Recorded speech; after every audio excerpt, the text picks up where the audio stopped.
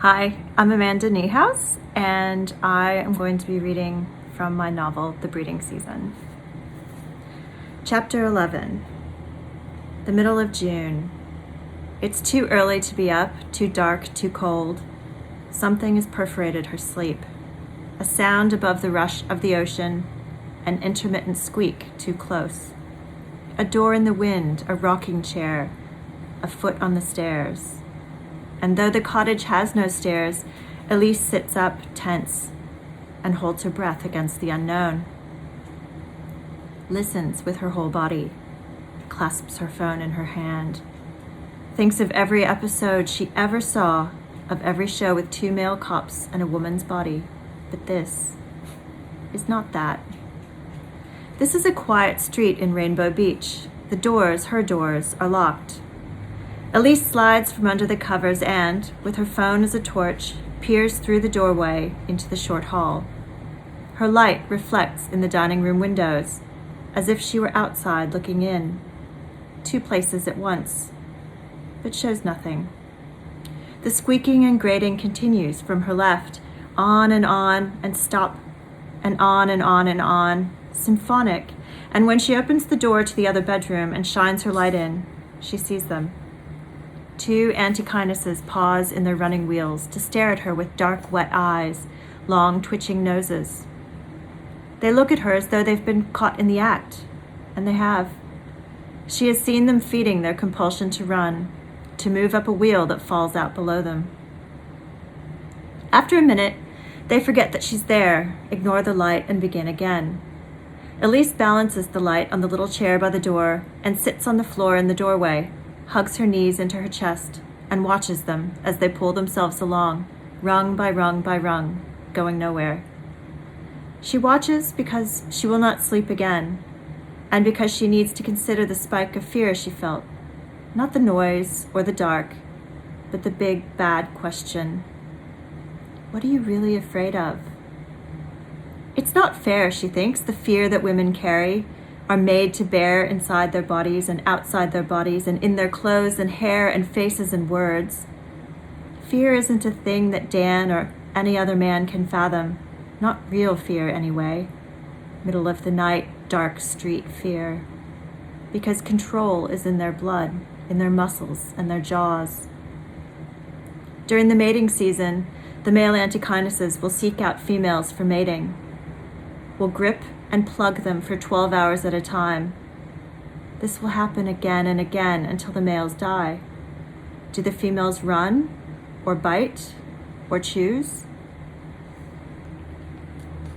Elise finds 1 more antechinus on the last day of trapping and sets it in a little bag in the truck while she collects all the traps and the flagging tape that marked their positions. When she's finished, it's as though none of them, her or the traps or the antechinuses, were ever there at all. That's the point, she thinks, looking into the forest from the track. That's life. But the thought grips like grief down the length of her throat, and she shakes it away with the rest. Much of Rainbow Beach is still closed up, though it's late morning when she pulls into town. The main street leans toward its western end, trucks in a row at the bait and tackle, an orange-faced grocery, tent-stuffed Land Rovers and Land Cruisers and Hiluxes, with long white tubes on racks on top, and tongue-lolling dogs. Elise parks further along and walks back to the cafe for a takeaway coffee and, impulsively, a bacon and egg roll. She sits at a shabby bistro table out front and observes the town from a strange distance, like television, where she can be invisible to the dramas already in motion. Little places fester with drama. Back in Iowa, Aunt Rosie had detested drama. Those people, she'd say, just live for drama, and it's disgusting. And then she'd settle herself like a Rhode Island Red into church gossip and talk shows, through snow season, and hay fever season, and mosquito season, and autumn, too, when the falling leaves were just one more nuisance she had to bear. Elise pulls the bacon from the roll and wraps it around the egg and eats it that way, without the bread. A pleasant bead of warm, wet yolk runs down the side of her hand, and she's just catching it with her tongue when she senses that someone has come up beside her. Sorry for the timing, he says, laughing softly.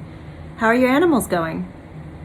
Elise turns and recognizes the park ranger, Will, though he's out of uniform and casual in a long-sleeved blue shirt, board shorts, and thongs.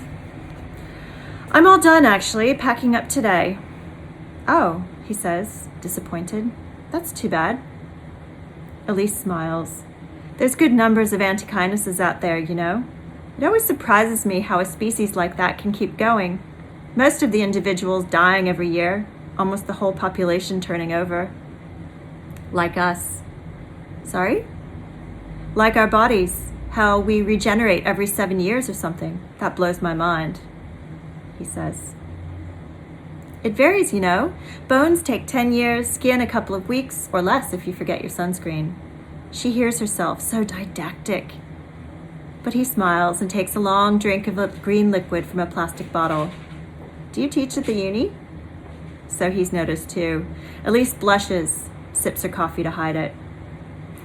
I run the reproduction part of ecophysiology, teach into anatomy and animal behavior. I try to focus on research, though. It's not teaching that gets you promoted, she says. I almost went down that track, he says. But in the end, I wanted to have a life, too. No matter what your cells do, you only get one. She should ask him to sit, maybe get another coffee, but then what? Instead, she stands, but when she does, he's too close. Right beside her, tall and strong and far too interesting. She quickly moves to the side, tosses her empty cup into the bin. Well, she says, I'd better go. Lots to organize before I head out. Okay, see you next time then, he says. He smiles with his eyes. Next time. She catches sight of him as she backs the truck out, right where she left him, still watching her with those smiling eyes. And all the way back to the cottage, Elise imagines she's bringing him with her. So that's a section out of my novel, The Breeding Season. Thank you for letting me read some to you today.